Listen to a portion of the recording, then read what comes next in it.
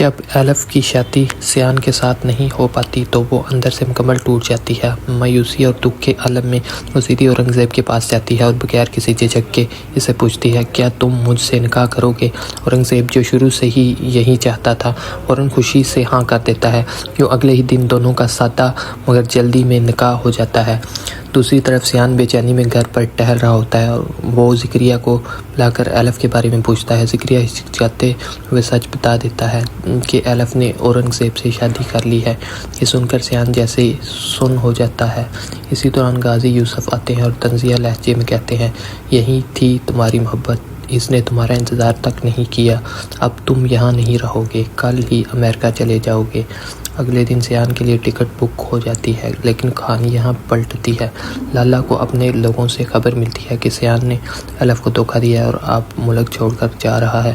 غصے میں وہ اپنے آدمی کو حکم دیتا ہے کہ جیسے ہی سیان نکلے اسے ختم کر دیا جائے۔ اگلے دن سیان اداسی میں ایئرپورٹ کی طرف روانہ ہوتا ہے، مگر راستے میں لالا خود سامنے آ کر اس پر فائرنگ کر دیتا ہے۔ گولیاں لگتے ہی سیان گر جاتا ہے۔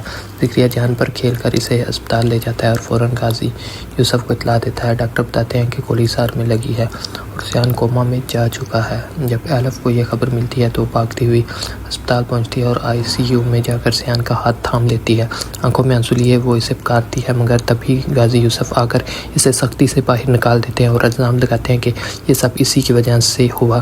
یہاں سے کہانی اور اندھیری ہو جاتی ہے۔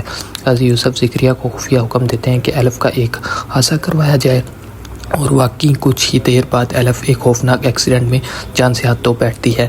ادھر سیان کو ہوش آتا ہے تو وہ سب سے پہلے الف کے بارے میں پوچھتا ہے۔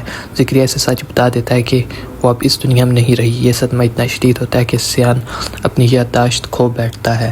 ڈاکٹر مشورہ دیتے ہیں کہ اس کا علاج بیرون ملک خاص طور پر ترکی میں ممکن ہے، چنانچہ اسے وہاں منتقل کر دیا جاتا ہے۔ ترکی کے اسپتال میں ڈاکٹر بتاتے ہیں کہ سیان کسی بہت قریبی چیز یا انسان کے کھو جانے کے غم میں ڈوبا ہوا ہے اور اگر اسے وہ سہارا نہ ملا تو اس کی جان کو بھی خطرہ ہو سکتا ہے۔ ایک دن اسپتال کے کوریڈور میں پریشان حال غازی یوسف کی نظر ایک لڑکے پر پڑتی ہے۔ وہ الف کی ہم شکل الہام ہوتی ہے۔ وہ فوراً اس کے پاس جا کر التجا کرتے ہیں کہ وہ اس کے بیٹے کی مدد کرے۔ الہام غازی یوسف کو اس حال میں دیکھ کر نرم پڑ جاتی ہے اور سیان کی دیکھ بھال شروع کر دیتی ہے۔ آہستہ آہستہ سیان کی حالت بہتر ہونے لگتی ہے اور اسے کچھ یادیں بھی واپس آنے لگتی ہیں، مگر ایک موڑ پھر آتا ہے۔ سیان الہام کو الف سمجھ کر اس کے سامنے اپنے دل کی بات کہہ دیتا ہے۔